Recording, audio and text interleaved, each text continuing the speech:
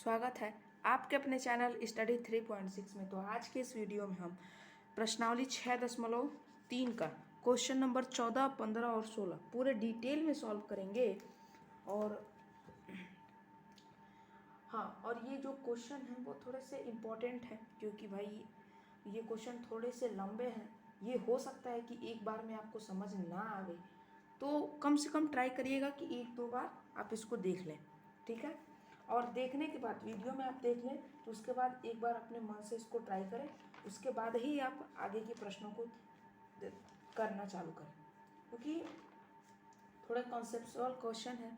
अगर इनका concept clear नहीं होगा तो आपको दिक्कत हो सकती है। ओके, तो चलिए सॉल्व करना स्टार्ट करते हैं। देखिए क्वेश्चन नंबर 14 में कहा है कि एक त्रिभुज ABC की भुजाएं AB और AC तथा माध्यिका AD, ओके, एक अन्य त्रिभुज की भुजाओं PQ, PR तथा माध्यिका PM के क्रम से समानुपाती हैं, तो दर्शाइए कि त्रिभुज ABC त्रिभुज PQR के समरूप है। ये चीज़ आपको दिखाना है। अच्छा चलिए देखिए, यहाँ पर देखिए हमने इसको यहाँ पर सॉल्व करके रखा है। मैंने यहाँ पर सीधा सॉल्व करके ही मैं इस बार लाया हूँ। ओके, देखिए क्वेश्चन नंबर 14 कहा था कि देखिए इसमें मैंने पहले कंस्ट्रक्शन किया है। पहले मैं इसका फिगर मैं कहीं किनारे बना देता हूँ, उसके बाद ही आपको समझ में अच्छे से आएगा। बुक को हटाते हैं साइड, पहले देखते हैं क्वेश्चन को। यहाँ पर मैं बना दूँ, एक मिनट थोड़ा सा रुक जाइए, इसको पहले सही से रख दिया जाए, नहीं तो दिक्कत होगी। ओके, देखिए यहीं पर देखते हैं। देखिए कहा था कि एक त्रिभुज ABC है और एक त्रिभुज PQR है। मैं यहाँ पर इसकी पूरा समरी जो मैंने यहाँ लिखा हुआ है ना, इतने 2 पेज के अंदर, मैं उसको इतना मैं समझा देता हूँ, ठीक है। उसके बाद देखा जाएगा इसको कैसे लिख करके समझते। देखिए एक त्रिभुज आपका ABC था, एक त्रिभुज आपका PQR था। कह रहा है ABC का माध्यिका है AD और PQR की माध्यिका है PM, और AB बटा PQ बराबर है AC बटा PR के बराबर है AD बटा PM के। इतना दिया था। और अगर हम ध्यान से देखें तो AB बटे PQ AC बटे PR हमको पता है, यानी दो भुजाओं का अनुपात हमको मालूम है।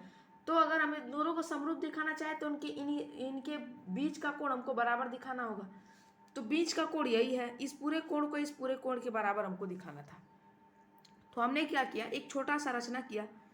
जो ये AD है, इस बिंदु D से यहाँ पर हमने एक बिंदु E ले लिया, ठीक है, और इसको बिंदु D से उस E को मिला दिया, और ये जो DE की लंबाई है वो AD के बराबर हमने ले लिया, और फिर इस E को इस C से मिला दिया, और फिर इस E को B से भी मिला दिया। तो यहाँ से हम देख रहे हैं ये इसके बराबर हो रहा है और ये इसके बराबर हो रहा है, क्योंकि AD माध्यिका है BC की। AD त्रिभुज ABC की माध्यिका है, और माध्यिका है तो माध्यिका त्रिभुज की भुजा को बराबर 2 भागों में बांट देती है। 2 भागों में बराबर बराबर बांटी है। ये माध्यिका AD BC को 2 बराबर भागों में बांट दी है।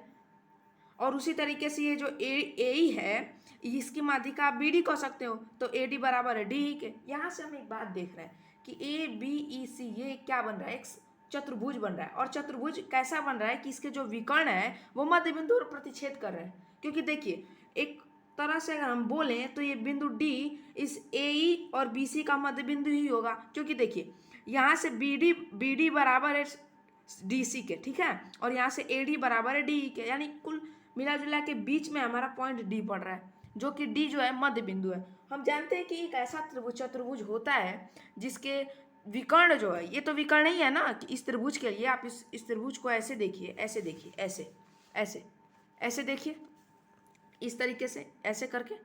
तो यहाँ से देखा जाए तो ऐसे अगर आप देखेंगे तो ये इसका विकर्ण हो जाएगा, ठीक है, ये इसका क्या होगा, विकर्ण होगा। तो विकर्ण है और विकर्ण जो मध्य बिंदु प्रतिच्छेद कर रहे हैं, तो हम जानते हैं ऐसा किस चतुर्भुज में होता है, समांतर चतुर्भुज में होता है। और समांतर चतुर्भुज का होता है कि इसकी सम्मुख भुजाएं क्या होती है, बराबर होती हैं। आपको कि सर ये करने से क्या फायदा मिला, तो देखो ये करने का एक फायदा मिला, जो यहाँ पे कंस्ट्रक्शन किया हूँ सेम कंस्ट्रक्शन मैं यहाँ पर भी कर देता हूँ।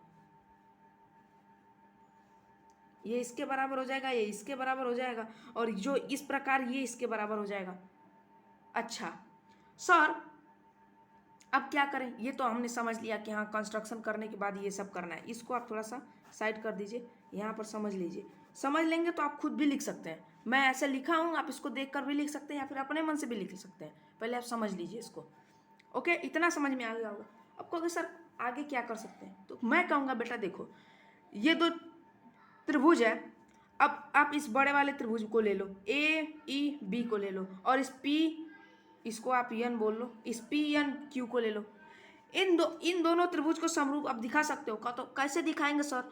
आपको ए बी बटा पी क्यू मालूम है, बराबर है, और ए सी बटा पी आर मालूम है, लेकिन आपको ये भी पता है कि ए सी बी के बराबर है, तो ए सी के स्थान पर आप बी रख दो और पी आर के स्थान पर क्यू एन रख दो।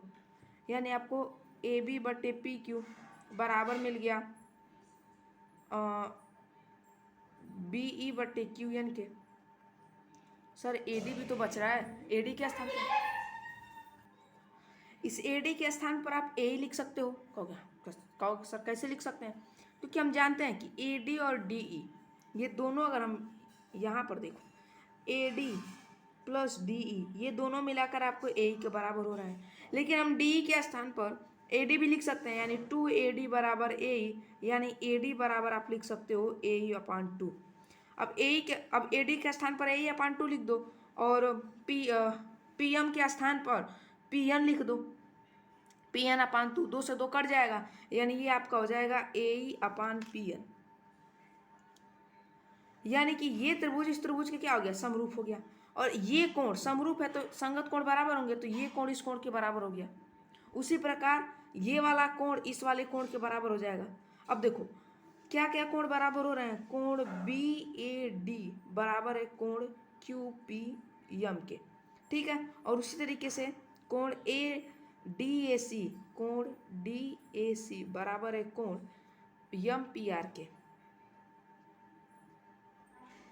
दोनों के काम करिए, जोड़ दीजिए, तो बी ए डी और डी ए सी मिलकर कोण ए बन रहे हैं। Q P M M P R इन दोनों को जब मिलाएंगे तो कोण पी बन रहा है, तो ये कोण ए कोण पी के बराबर हो गया।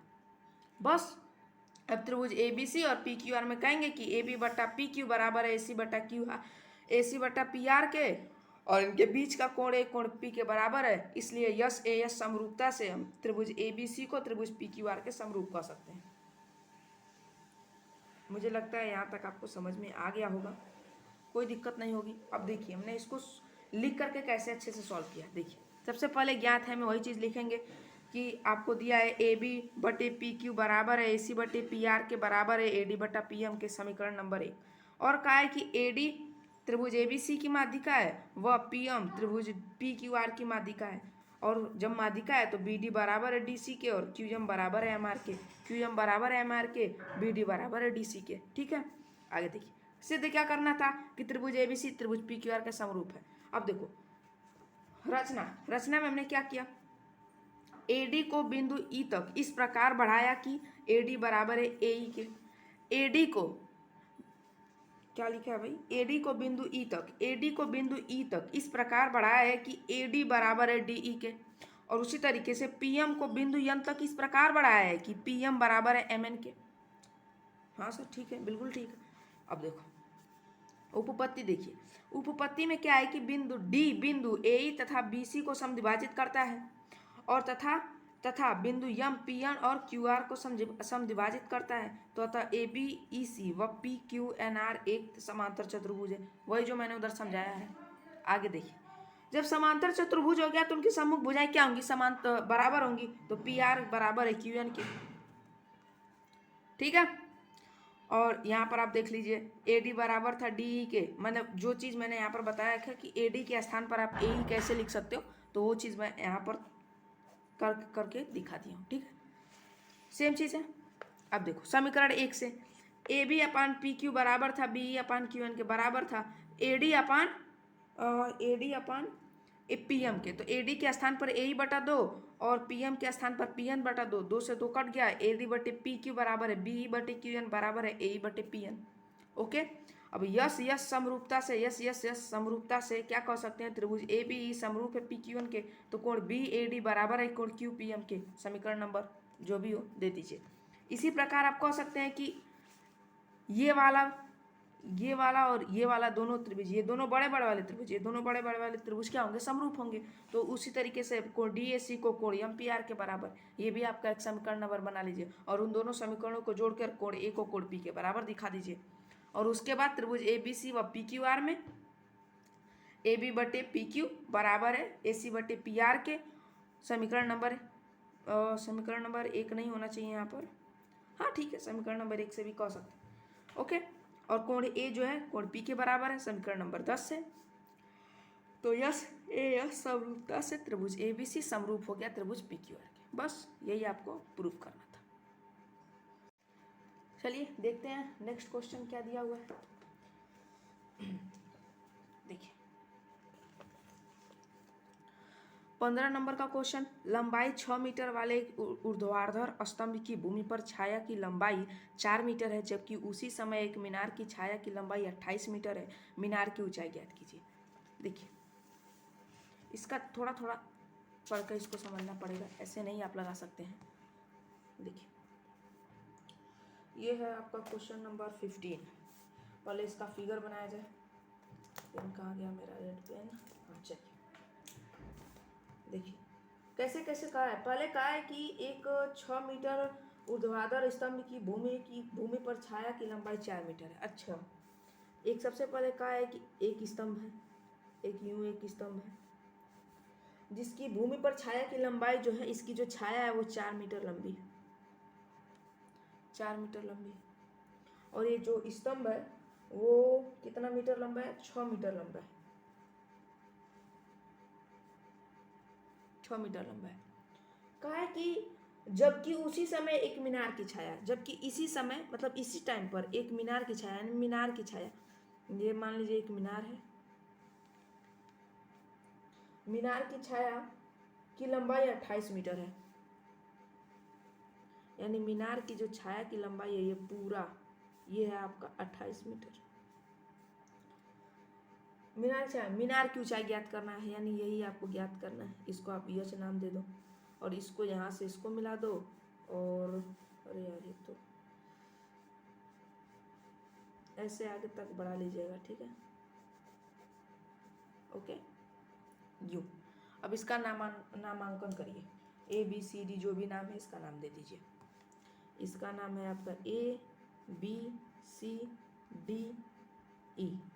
अच्छा, आपको सर कैसे इसको करेंगे, तो ये देखो ये वाला जो कोण है, ये वाला कोण दोनों 90 अंश के होंगे और इसमें दोनों में कोण जो C है वो उभयनिष्ठ है। तो अतः कोण त्रिभुज ABC समरूप होगा त्रिभुज DEC के। तो जब समरूप होगा तो देखिए, चूंकि त्रिभुज ABC समरूप है त्रिभुज DEC के, इसलिए इनके भुजाओं का अनुपात समान होगा। तो भुजाओं का अनुपात लेने के लिए मैंने आपको ये तरीका बताया हुआ है। ऐसे करके इसका नाम आप ABC रख दीजिए, इस वाले त्रिभुज को, इस वाले त्रिभुज, और इसका कोण E इसके कोण B के बराबर है, यानी कोण B का संगत कोण यहाँ पर आप कोण E ले लीजिए और कोण C दोनों में उभयनिष्ठ है और इसका नाम वही D रख दीजिए। अब इसका अनुपात ले लीजिए आप। AB आपको ज्ञात क्या करना है, ऊंचाई ज्ञात करना है, तो AB का अनुपात DE के साथ बराबर है C/BC, नहीं BC/C। देखिए इतना ही से अपना काम बन जाएगा।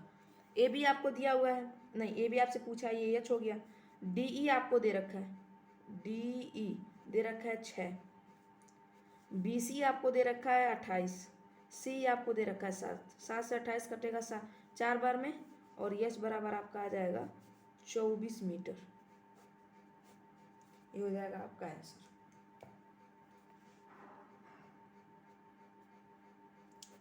लग गया ये प्रश्न। अच्छा, अगला क्वेश्चन क्या दिया है भाई, क्वेश्चन नंबर 16 पढ़ते हैं ध्यान से, इसको समझते हैं। काय कि AD और PM त्रिभुजों ABC और PQR की क्रमशः माध्यिकाएं हैं, जबकि त्रिभुज ABC समरूप है त्रिभुज PQR के। तो सिद्ध कीजिए कि AB बटे PQ बराबर है AD बटे PM के। ओके देखते हैं। सबसे पहले फिगर इंपॉर्टेंट होता है। फिगर आप बना लिए तो समझ लीजिए कि आपका 30% क्वेश्चन सॉल्व हो गया। 30 नहीं 70 मान के चलिए, 70% आपका क्वेश्चन सॉल्व हो जाता है। कहा है कि एक त्रिभुज एडी और पीएम त्रिभुज एबीसी और पीक्यूआर की माध्यिकाएं हैं। यानी एक त्रिभुज आपका एबीसी है, एक त्रिभुज आपका पीक्यूआर है,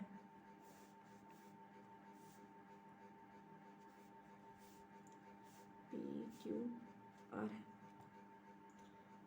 दोनों में कहा है कि एडी और पीएम, एडी और पीएम क्या है भाई, माध्यिकाएं हैं। जबकि त्रिभुज एबीसी, त्रिभुज एबीसी समरूप है त्रिभुज पीक्यूआर के। इसमें ज्ञात है ये वगैरह वगैरह मैं चीजें नहीं लिख रहा हूँ, डायरेक्टली मैं इसका उपपत्ति देखूंगा। ये तो आपका ज्ञात है, मैं आप मान लीजिए इसको समीकरण नंबर है।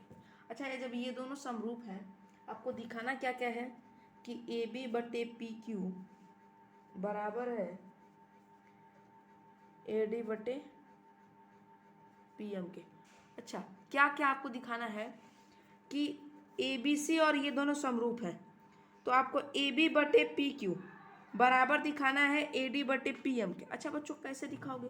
कहोगे सर कैसे दिखा सकते हैं? मैं कहूँगा कि सुनो बाबू, देखो कैसे आप दिखाओगे इसको। जब त्रिभुज A B C P Q R के समरूप है, ये तो आपको क्या करना है, सिद्ध करना है। अच्छा यहाँ पर मैं लिख देता हूँ, सिद्ध करना है। ठीक है, अब देखिए उपपत्ति। अच्छा उपपत्ति में सर कैसे होगा? अच्छा ध्यान से देखो, थोड़ा सा हम लोग यहाँ पर गौर करेंगे, क्वेश्चन एकदम इजी बन जाएगा। ए बी बटे पी क्यू ए डी बटे पी एम कैसे हो सकता है? तो सर एक तरीका है हमारे पास। क्या तरीका है सर? कि इस वाले को और इस वाले को समरूप दिखाएं तो भुजाओं का अनुपात आपको सही मिल जाएगा। मैं कहूँगा हाँ भाई सही बोल रहे हो आप, समरूप दिखाओ। कहोगे सर कैसे समरूप दिखा सकते हैं? मैं कहूँगा देखो, जब समरूप है तो ये कोण, ये बड़ा वाला त्रिभुज इस बड़े वाले त्रिभुज के समरूप है तो ये दोनों कोण बराबर हो जाएंगे। आप कहोगे बिल्कुल सर बराबर हो जाएंगे। मैं कहूँगा ए बी बटे पी क्यू बटा बी सी बटे क्यू आर दोनों बराबर हो जाएंगे। ए बच्चों ये तो ऐसा ही हो सकता है यार, मैं बहुत ताम झाम करने की जरूरत तो नहीं है। देखो कैसे, देखो कैसे कैसे नहीं इसको समरूप करके ही दिखाना पड़ेगा। लिखेंगे सबसे पहले त्रिभुज ए बी डी व त्रिभुज पी क्यू एम में क्या भाई, कोण ए बी डी बराबर है कोण पी क्यू एम के। ये दो एक कोण बराबर हो गया। आप कह सकते हो कि ए बी बटे पी क्यू बराबर होगा बी डी बटे क्यू एम के। आपको सर कहाँ से directly B M B D बटे क्यू एम कहाँ लिख रहे हो, सीधे डायरेक्ट क्यों कैसे ये हो गया? मैं कहूँगा कि बाबू देख लो, यही चीज़ इसी चीज़ को मैंने यहाँ पर समझाया हुआ है। यहाँ पर इसी चीज़ को कहा गया, यहाँ पर मैंने उसी चीज़ को समझाया है, यहाँ पर भी उसी चीज़ को मैंने बताया है। ठीक है, यहाँ पर भी वही चीज़ समझाया हूँ और यहाँ पर मैंने उसी चीज़ को डायरेक्टली लिख दिया। तो आप देखो भुजाओं का अनुपात और उनके बीच का कोण, एक सेकेंड, हाँ उनके बीच का कोण बराबर है बस। तो आप कह सकते हो यस ए यस समरूपता से त्रिभुज ए बी डी समरूप त्रिभुज पी क्यू एम के। अच्छा समरूप है तो भुजाओं का अनुपात बराबर होगा, ए बी बटे पी क्यू बराबर हो जाएगा ए डी बटे पी एम के। ये बराबर हो जाएगा बी डी बटे क्यू एम के। तो हमको बी डी बटे क्यू एम से कोई मतलब है नहीं, तो इसको हटा के बस इसको आप इतना ही लिख दोगे तो ये हो जाएगा आपका आंसर। हो गया, प्रश्नावली खत्म, टाटा बाय बाय। खत्म, bye bye tata goodbye, गया। मिलते हैं नेक्स्ट क्लास में। जय हिंद, अपना ख्याल रखिए।